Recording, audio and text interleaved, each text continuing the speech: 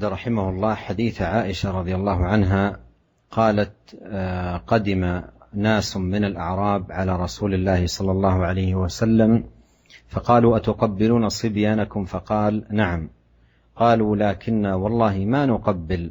فقال رسول الله صلى الله عليه وسلم: أو أملك إن كان الله نزع من قلوبكم الرحمة. متفق عليه. ثم أورد حديث جرير بن عبد الله رضي الله عنه قال: قال رسول الله صلى الله عليه وسلم: من لا يرحم الناس لا يرحمه الله. متفق عليه.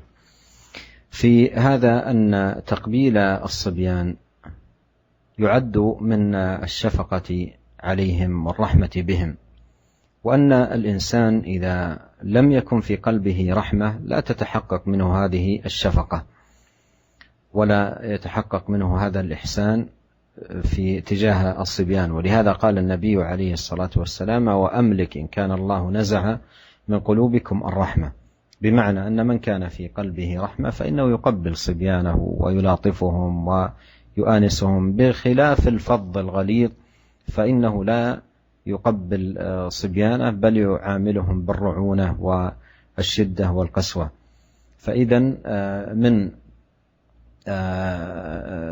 تعظيم الحرمات ومن حقوق المسلمين مراعاة هذا الجانب، ولا سيما نحو الصغار والأطفال الذين هم بحاجة ماسة إلى أن يعاملوا بالرحمة والرفق والحسنى واللطف، مما ينمي فيهم الخلق الفاضل والأدب الرفيع، وينمي فيهم أيضا حب الوالدين وحب الأقارب، بخلاف من يتعامل مع أبنائه وأقربائه الصغار بالشدة أو الفظاظة أو الغلظة، فإنهم ينشأون على عدم محبته وينشأون على كراهيته.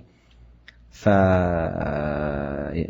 جانب عظيم. والنبي صلى الله عليه وسلم قال قولا جامعا في هذا الباب: من لا يرحم الناس لا يرحمه الله.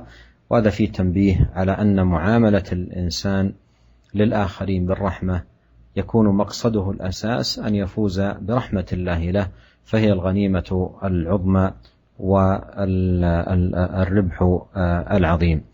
ونكتفي يومنا بهذا القدر، نسأل الله الكريم أن ينفعنا أجمعين بما علمنا، وأن يزيدنا علما، وأن يصلح لنا شأننا كله، وأن لا يكلنا إلى أنفسنا طرفة عين، إنه تبارك وتعالى سميع الدعاء وهو أهل الرجاء وهو حسبنا ونعم الوكيل. Kemudian hadis yang selanjutnya dan dua hadis yang terakhir adalah yang pertama hadis Aisyah radhiyallahu anha. Beliau berkata, sebagian orang Badui datang kepada Rasulullah SAW dan berkata atau bertanya, apakah kalian mencium anak-anak kalian? Maka Rasulullah SAW bersabda, iya. Kemudian mereka mengatakan, akan tetapi kami demi Allah tidak mencium mereka. Maka Rasulullah SAW berkata, apakah saya tidak bisa menahan apabila Allah SWT mencabut dari hati kalian rasa kasih sayang? Ya, hadis ini diriwayatkan oleh Bukhari dan Muslim. Kemudian hadis yang kedua adalah hadis Jarir bin Abdullah radhiyallahu anhu. Beliau berkata, Rasulullah SAW bersabda, barang siapa yang tidak menyayangi manusia, maka dia tidak akan disayangi oleh Allah SWT. Muttafaqun alaih. Para pendengar yang dimuliakan oleh Allah SWT, hadis ini yang pertama itu hadis Aisyah menunjukkan bahwasanya mencium anak kecil ini adalah termasuk syafaqah, yang termasuk menunjukkan rahmat kita kepada mereka, kasih sayang kita kepada mereka. Jadi ini menunjukkan alamat bahwasanya seseorang itu memiliki kasih sayang. Dan sebaliknya, orang yang berbuat keras kepada anak kecil dan tidak mau mencium mereka, ya, tidak mau berbuat baik kepada mereka atau berlaku kasar kepada mereka, maka ini menunjukkan sebaliknya, bahwasanya di dalam hatinya ini tidak ada rahmat, tidak ada kasih sayang. Dan di dalam hadis ini pula, ya, anjuran dan dorongan kepada kita semua untuk mengagungkan hurumatillah, ya, untuk mengagungkan kehormatan Allah. Di antaranya adalah kehormatan orang-orang Islam. Ya, termasuk di antaranya adalah menyayangi anak kecil, di mana mereka sangat butuh di masa-masa itu dengan kasih sayang.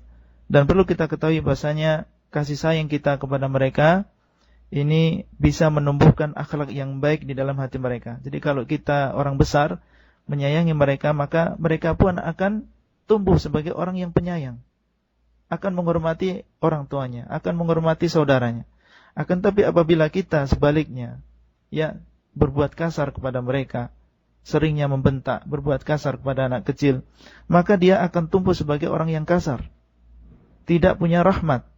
Ya, dia pun tidak akan menghormati orang tua, tidak akan menghormati saudara-saudaranya.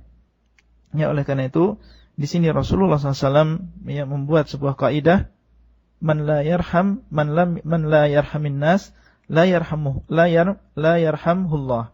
Barang siapa yang tidak menyayangi manusia, maka dia tidak akan disayangi oleh Allah SWT. Ini menunjukkan bahwasanya kita menyayangi orang lain, yang menyayangi anak kecil, menyayangi saudara kita, menyayangi orang tua kita, tujuan utamanya adalah untuk mendapatkan rahmat Allah.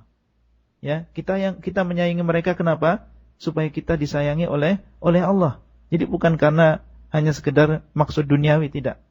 Kita menyayangi mereka supaya kita juga disayangi oleh Ar-Rahman. Itulah yang bisa kita sampaikan pada kesempatan kali ini.